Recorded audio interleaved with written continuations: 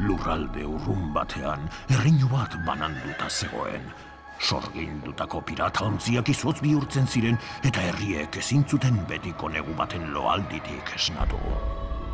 Bazen Kai izeneko mutiko bat. Izotzetako erreginak izotzezko estatua bihurtu zuen, azti baten semea. Troll! Zoaz jendartean arakatzera. Danoa, errazata agian itzuliko naiz mutikoarekin! Eutxio zu, Gerda! Ez askatu! Ez zaitut berriro galdu nahi! Lota, harrapazazu! Kendu idazu gainazik, eramango zaitu. Hauki, inork baino beto, ezagutzen dut mundu hau. Ui, uste nuen eroriko nintzela! Hor! Kantu! Oi! Dan eskatua erdibituko dugu!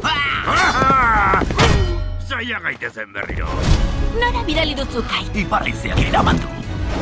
Trolen jaiolekua.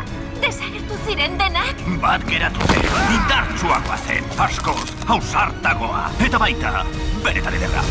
Ego pixka batean, nondako trola altxu hori? Eta zerk ekarri zaituzte honelako leku batera? Urkatu zitalau. Tipo zitzoa naiz galdetu Gerdari. Harrapatu neskatoa oraintxe! Troll baboa! Hor, nire izena hori da. Hor! Ez duzu irabaziko. Eta nork geldiaraziko nau. Badakit zer egin behar dudan. Indarra beharko duzu izotzetako erreginari aurre egiteko. Nire elur oreina emango dira. Azkar, Ragnar! Haizea baina azkarrago! Ezin dut jarraitu. Oso bakarrik sentitzen. Ez zaude bakarrik, Gerda. Gogoratzen gaituzun bitartean zure bihotzean biziko gara. Ez beldurrik izan maitea. Betiko biziko gara seme-alaben bihotzetan.